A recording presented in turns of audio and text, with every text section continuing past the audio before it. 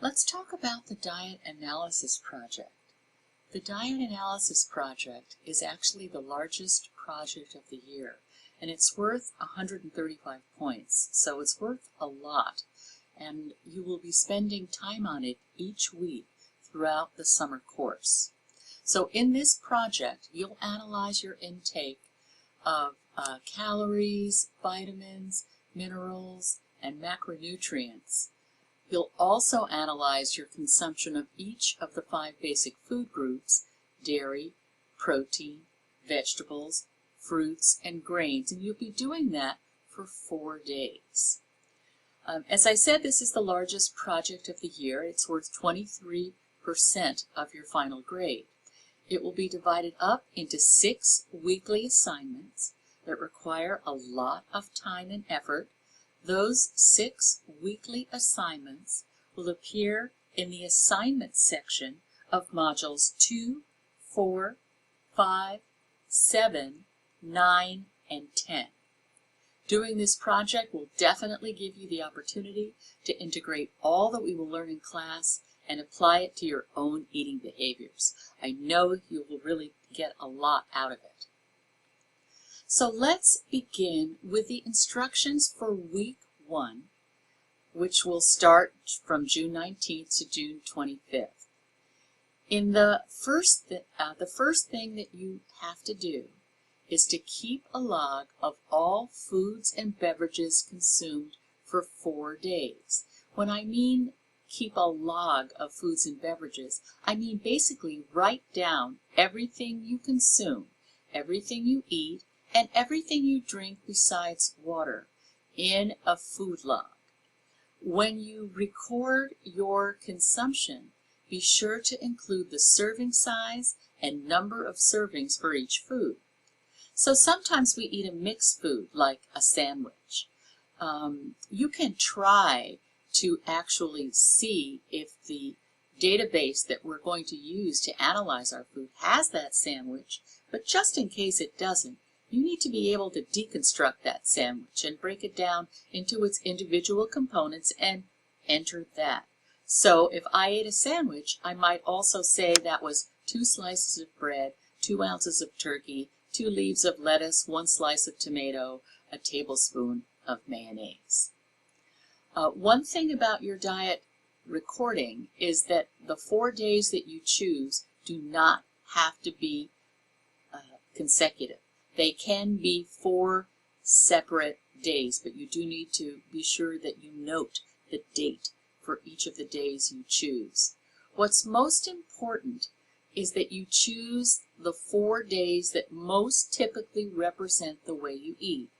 You're going to be working on this project for the entire summer course, and in order for you to get a meaningful experience, you really need for the food that you consume to represent what you really eat so that you learn something about the way that you eat.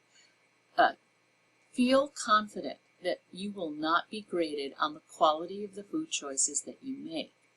Basically, you could eat fast food for every meal and snack for all 4 days and still get 100% on this assignment. So it's more important to be honest and typical about the way you eat than it is to worry about whether the food you choose are healthy choices. You'll learn as you analyze your diet whether or not you have chosen wisely. That's really the point of this whole assignment. So when you keep your food log, you can use whatever vehicle you find works best for you. You can carry around a notebook and use pen and paper. You can create a spreadsheet. We find that most people don't have good recall much past a few hours, so it's probably not a wise idea to not write anything down until you get home at the end of the day and then just sit down at your desk and try to remember what you ate. That doesn't usually work well. Instead, I recommend you carry some recording device around with you all day, and every time you eat something, you record what it is that you ate. Most people will use their smartphone to help them. You can use one of many apps that are on your smartphone, like MyFitnessPal or Fujicate, or you can use a fitness or food tracker like Fitbit. All of those have the advantage of they can sync with your computer, because you will have to transcribe what you ate for 4 days into some kind of typed document that you can submit in this assignment. So the advantage of some of these apps is that they can result in a printout. You won't need to transcribe them. So as I said, the food log has to be typed and submitted. To submit any attached file or report for this assignment in any of the weeks, what you do is you go to Canvas, click on Modules, and find the appropriate module. In this case, this is the first diet assignment, first week of the diet assignment, so that will be in Module 2. Once you go to Module 2 Assignments, click on Diet Analysis Project Week 1 to open it. When you read the assignment and when you have completed everything and are ready to upload your files, click Submit, attach the requested files. You have to save those files, obviously, to somewhere on your computer so that you can then upload them, and then click Submit. It's that simple. Two other things you need to do for the first week of the Diet Analysis Project is to create profiles on one website, the SuperTracker website, and our diet analysis tool through Connect, which is called NutriCalc. I'm going to show you how to do both of those. Let's first set up a personal profile on SuperTracker. So to set up a profile on SuperTracker, which is the government, when I mean government, I mean the federal government. The USDA has set up a website called ChooseMyPlate.gov. So you go to that website, www.choosemyplate.gov. And let's leave these instructions and go through a series of screenshots in which I will walk you through how to register and register there.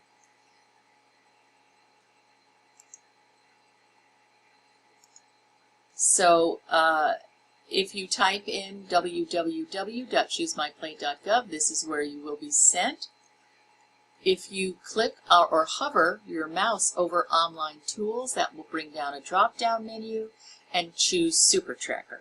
When you do that, you'll be brought to this page, which is the SuperTracker entree page. To actually enter SuperTracker, you click on the SuperTracker logo here in the center of the page.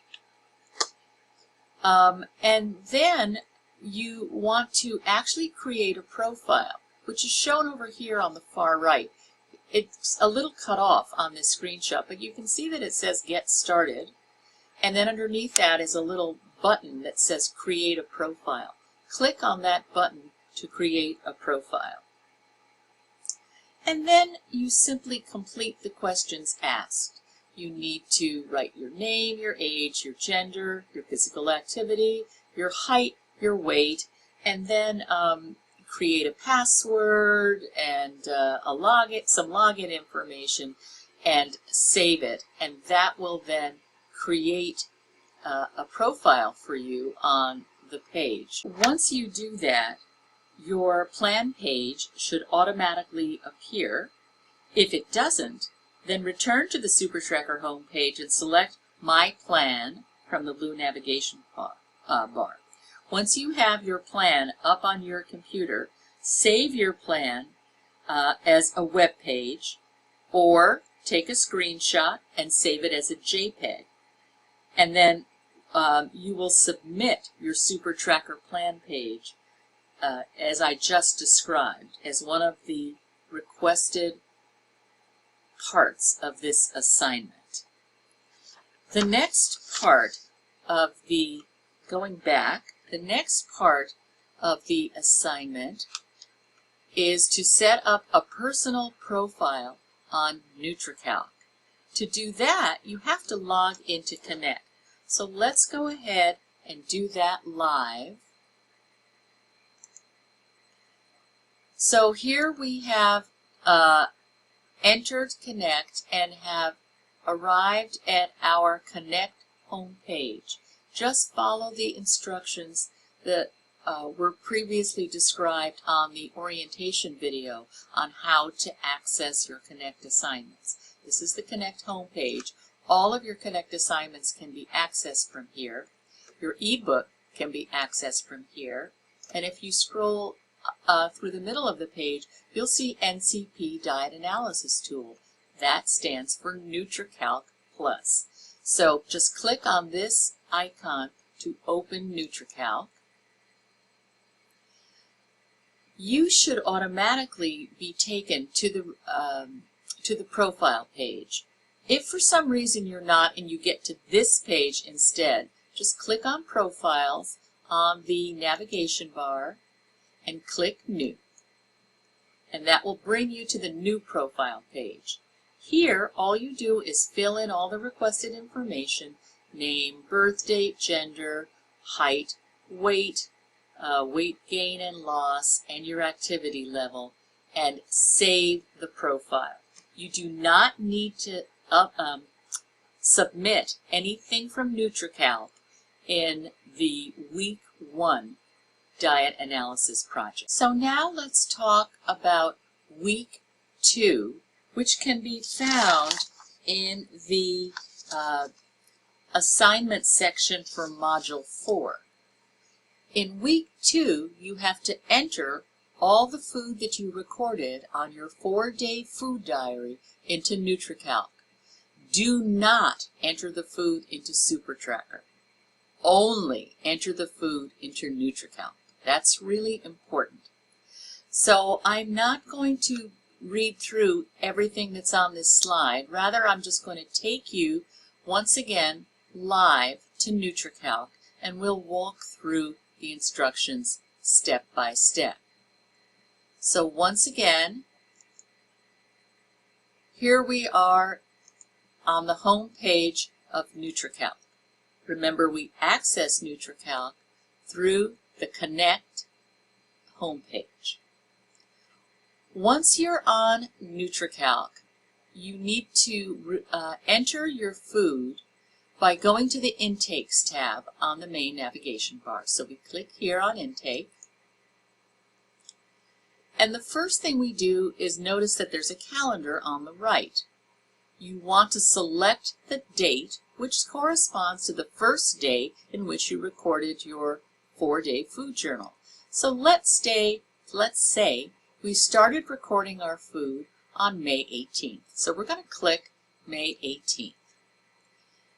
Now on the very top here, you'll see a blank entry bar, and here is where you start entering your food. Let's say we're going to enter our breakfast, and let's say we had scrambled eggs and bacon for breakfast. But we can't just say scrambled eggs. We need to be a little bit more specific. We need to say 1 cup or 2 cups of scrambled eggs. So let's go ahead and type in scrambled eggs. Let's click Find. And if we scroll all the way down, you'll see there are 38 items. But for this page only displays the first 20. What we want to do is we want to click on the food which most closely resembles what we ate. Now I'm going to, and note that you'll see a lot of different types of scrambled eggs. You'll see some from McDonald's, you'll see some with cheese, you see some from Bob Evans, so all different kinds. Let's just go on the plainest version here and click scrambled eggs. To add it to the your database, you're going to click the plus sign. When you do that, you'll see the first thing it asks for is what meal did you consume it in. So you this is a drop-down menu. You drop it down, click on breakfast. Now it asks you to select a measure, like a unit of measure, and then how many units. Let's say that we had 2 cups of scrambled eggs. So let's go down to cups as our unit, and we'll put in the number 2. And then we'll save the intake. Oops, sorry. We'll save the intake. And it's saying that this item exceeds 1/3 of your recommended calorie. Verify that the serving size is correct. Maybe 2 cups is too much. Let's say 1. Now let's click Save. Okay, it liked that better. And then we said we had bacon. So let's put bacon in here.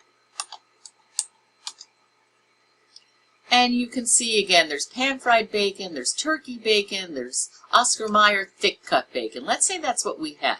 Let's say we had Oscar Mayer thick-cut bacon. So once again, click on the plus sign. Once again, we're going to say we had it for breakfast. And let's say we had 3 strips. So we're going to, under the measure, they have it as a slice. So we'll put that as a slice. We'll put the number 3. We'll click Save Intake. And this is how you build the daily intake for each day. So you just keep adding in everything you ate on May 18th until you have finished. Once you have finished recording entering all the food you ate for May 18th, you want to go to the next day. Let's say the next day happened to be the 20th. You skipped the 19th because that day what didn't represent a typical day, you didn't want to include it in this assignment. So you went to the 20th. So now you click the 20th. You'll see all that goes away. It's been saved. So you have the information has been entered. But right now you're only looking at what you consumed on the 20th. And then you build that up in a similar way. Now let's say you ate something that when you enter it into the entry bar here, it doesn't appear. So let's take a protein bar, and we'll put find. Let's see how many there are. Wow, it found 70. Maybe that's not a good example. Let's take a protein shake. Let's try that. Well, that's not a good example either. That found 84 of them. Let's just say you have a food, a specific food that you consumed that the database doesn't recognize. It can't really find what it is that you ate. But the food you ate, you have access to the packaging, and so you have access to the nutritional information of that food. That's why I initially chose like a protein bar or a protein shake, because you would have the can that contains the powder for your protein shake. You would have the wrapper of the bar, and both of those would contain the nutritional information. Well, what you can do if that happens, if you run into a situation where the food you consumed isn't listed in the database, you can add it to the database. So to do that, click My Database here on the bar, and you can see that you can add a new food. So click here in the green on Add a New Food, and you have to give it a name. So I would call it your name plus whatever the food is. Jane's Protein Bar or Jane's Protein Shake. And then read this information directly off the food label, the number of grams, the number of serving size, and the actual number of servings, or what a serving size is, a liter, a gallon, a pint, etc.